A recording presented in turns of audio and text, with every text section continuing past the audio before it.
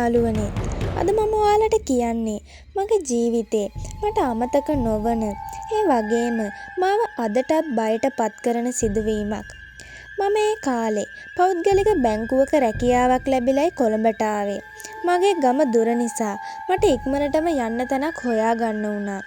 ඉතින් මම පත්තරයක තිබ්බ දැන්වීමක් දැකලා මේ ඇපාර්ට්මන්ට් එක බලන්න ගියා. පුදුමේ කියන්නේ කොළඹ මැද මෙච්චර සුපිරි ඇපාර්ට්මන්ට් එකක් හරිම අඩුවට කුලියට දෙනවා කියලා තිබ්බ එක. ඒකේ අයිතිකාරයා කිව්වේ එයා රට යන නිසා ඉක්මනටම විශ්වාසවන්ත කෙනෙක්ට මේක දීලා යන්න ඕනේ කියලා. මම ඒ වෙලාවේ හිතුවේ මම හරිම වාසනාවන්තයි කියලා. මම දැනගෙන හිටියේ නෑ මේ අඩුවට ලැබුණු වාසනාව මගේ ජීවිතේ බය හිතෙනම කාල පරිච්ඡේදයේ වෙයි කියලා. මම 6 වෙනි තට්ටුවේ පදිංචියට ආවා. මුල්ම දවසේ ඉඳන්ම මට දැනුණ කවුරු හරි මම දිහා බලන් ඉන්නවා වගේ හැඟීමක්. මම හිතුවේ අලුත් තැනක් නිසා මට හිතන දේවල් වෙන්නේ නැති කියලා. හැබැයි මම පදිංචි වෙලා හරියටම 3 වෙනි දවසේ රෑ මම නිින්දෙන් නැහැරුණේ බාත්රූම් එකේ ටැප් එක කවුරු හරි ඇරලා වතුර ගලන සද්දෙට.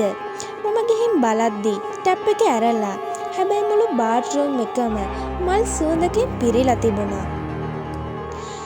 තවත් දවසක් රෑ මම ලැප්ටොප් එකෙන් වැඩ කර ඉන්නකොට මුළු ඇපාර්ට්මන්ට් එකේම කරන්ට් එක ගියා.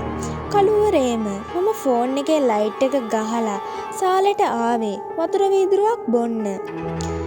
එතකොටයි මම මේක දැක්කේ. සාලේ කෙරවලේ තිබ්බ ලොකු කණ්ණාඩියෙන් මම දැක්කා මගේ පිටිපස්සේ කවුරු හරි හිටගෙන ඉන්නවා. සුදු පාට හිරවුණු ගවුමක් ඇඳගත්ත තෙත බේරෙන දිග කොණ්ඩයක් තියෙන කෙල්ලෙක් මම ගැස්සිලා පිටිපස්ස හැරුණා. හෙත් කවුරුත් නැහැ.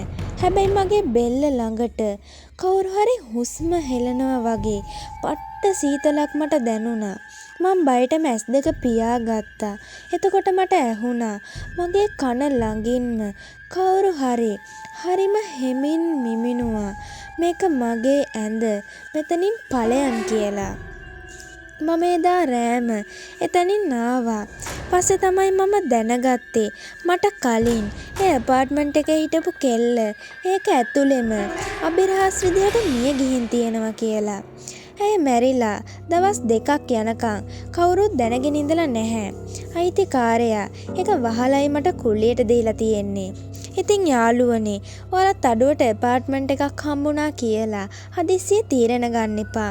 මොකද ඒ කාමරේ ඇතුලේ තනි වෙලා ඉන්නවා කියලා ඔයා හිතුවට සමහර විට ඒකේ ඇත්තම අයිතිකාරයා ඔයා දිහා ඇස් කොනකින් බලන් ඉන්නවා වෙන්න පුළුවන්. මේ ගැන ඔයාලගේ අදහස මොකක්ද? පහලින් කමෙන්ට් කරන්න. වීඩියෝ එක හොඳයි නම් ලයික් එකක් දාලා මේ වගේ වීඩියෝ දිගටම බලන්න මම සබ්ස්ක්‍රයිබ් කරන්නත් අමතක කරන්න එපා. තවත් මෙවැනිම කතාවකින් එහෙනම් අපි හමු වෙමු. එතකන් පරිස්සමින් ඉන්න.